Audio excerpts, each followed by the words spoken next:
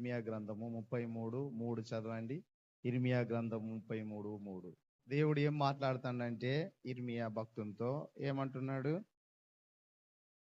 నాకు మొర్ర పెట్టుము. చూడండి ఏమంటాడు ఆయన, నాకు మొర్రపెట్టు. ఎవ్వలకు మొర్రపెట్టకు. నీకు ఉత్తరం ఇయ్యాలి అంటే నీకు కష్టం వచ్చిందా, నాకు మొర్రపెట్టు. ఎవరికి మొర్రపెట్టాలి? మనము మనుషులకు కాదు. ఎవరికి మొర్రపెట్టినా ఎవరో ఆరుస్తారు తీరుస్తారు అనేది ఏం లేదు. అదంతా భ్రమ, అదంతా వట్టిదే, అదంతా ఒక భ్రమ.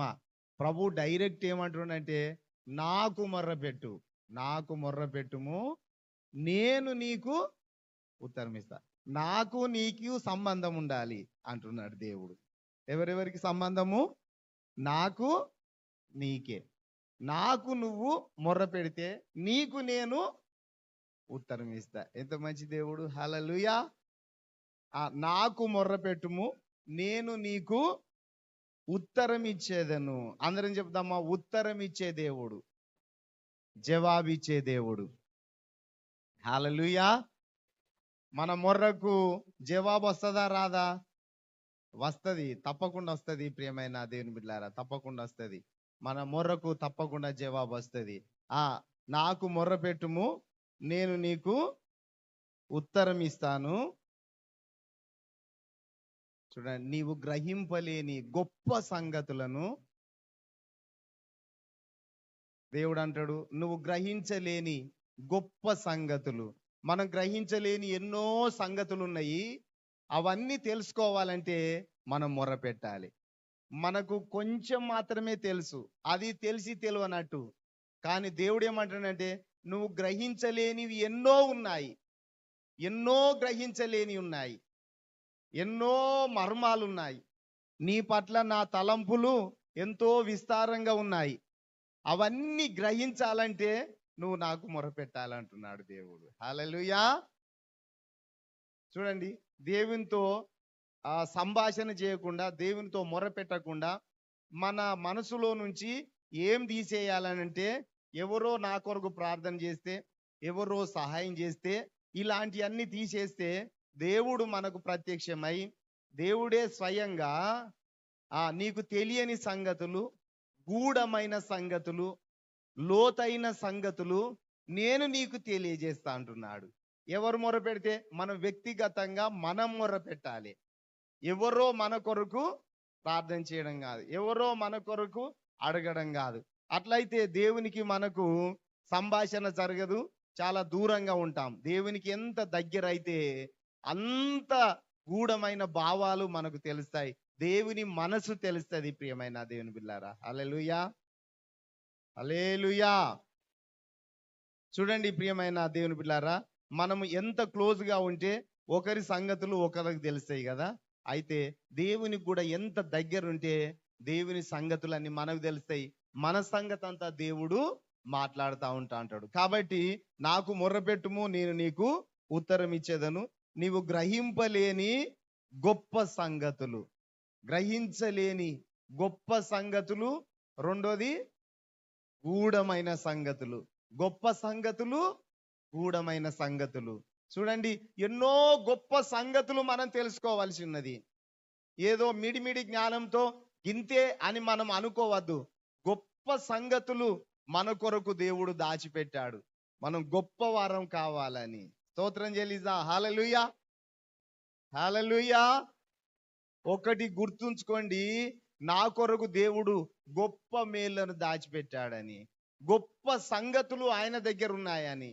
ఆ సంగతులను అన్ని తెలుసుకోవాలంటే నేను ఆయనకు మొర్ర పెట్టాలి, ఆయన దగ్గరికి వెళ్ళాలి, తరచుగా ఆయన దగ్గరికి వెళ్ళాలి, ఆయన సన్నిధిని సమీపించాలి, ఆయన పాదాల దగ్గర గడపాలి, ఆయనకు మొర్ర పెట్టాలి అని అనుకోవాలి. మనకు బలహీనతలు ఎందుకు వస్తాయో తెలుసా? మనకు బాధలు ఎందుకు వస్తాయో తెలుసా? మనసులో అంత కలత ఎందుకు చెందుతామో తెలుసా?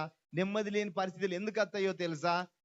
ఆ పరిస్థితులలో దేవుని పాదాల దగ్గర గడపాలని, అలాంటి పరిస్థితులు వచ్చినప్పుడు దేవుడు మనకు అనేక సంగతులను తెలియజేస్తాడు. ప్రియమైన దేవుని బిడ్డలారా, స్తోత్రం చెల్లిద్దాం. హల్లెలూయా.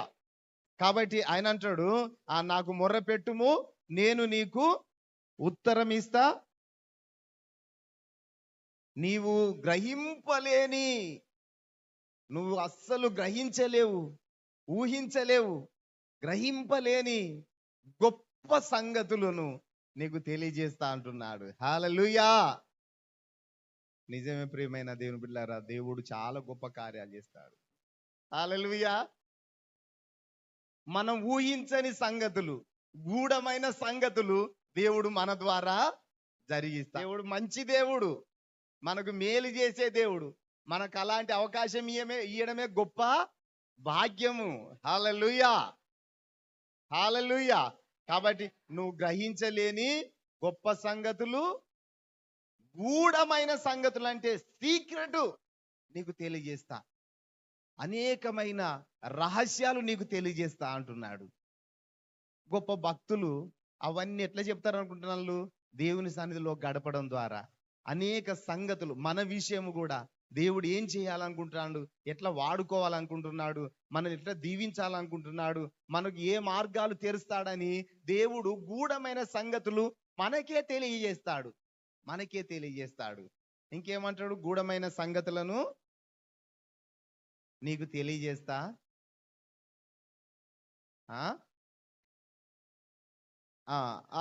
50వ కీర్తన 15 చదవండి. 50వ కీర్తన 15. ఈ ఒక్క మాట చదివి మనం ప్రార్థనలో ఉందాము. ఆపద కాలమున, చూడండి, ఏ కాలమున ఏం చేయాలి? మనము ఎవలకు మొర పెట్టాలి? దేవునికే మొర పెట్టాలి. హల్లెలూయా. ప్రియమైన దేవుని బిడ్డలారా, ఆయన అంటాడు 15లో, కీర్తనకారుడు అంటాడు, ఏమంటాడు? ఆపత్కాలమున నీవు నన్ను గూర్చి మొర్ర పెట్టుము, నేను నిన్ను విడిపిస్తా. చప్పట్లు కొట్టి దేవుని స్తుతిస్తా. హల్లెలూయా. అందరం చెప్దాం, విడిపించే దేవుడు, నన్ను విడిపించే దేవుడు. ఎవరు విడిపిస్తారు? ఆయన నిన్ను నన్ను విడిపించే దేవుడు. ఆపత్కాలమున నీవు నన్ను గూర్చి మొర్రపెట్టుము, నేను నిన్ను విడిపిస్తాను. అంతే. మనం ఏం చేయాలి? మహిమపరచాలి. ప్రభువా, నీవు నన్ను విడిపించినందుకై, నాకు ఈ స్థితి, మంచి స్థితిని ఇచ్చినందుకై నీకు స్తోత్రం ప్రభువా అని మహిమపరచాలి. దేవుని మహిమపరచాలి. మనం దేవునికి మన కుటుంబం ద్వారా, మన జీవితం ద్వారా మహిమ రావాలి. దేవునికి మహిమ రావాలి, దేవునికి ఘనత రావాలి. ప్రియమైన దేవుని బిడ్డలారా, మన ద్వారా ఎవ్వరికి మహిమ పోనవసరం లేదు, ఎవ్వరికి ఘనత పోకూడదు. దేవునికి మహిమ రావాలి. హల్లెలూయా, హల్లెలూయా. ఆయనతో ఒక మాట చదవండి, మనం ప్రార్థన చేద్దాము. ఇంకా ముందుకు చదవండి. భక్తిహీనులతోటి దేవుడు ఇట్లా అంటున్నాడు. భక్తిహీనులతో అంటాడు, నా కట్టడలు నీకు అవసరం లేదు.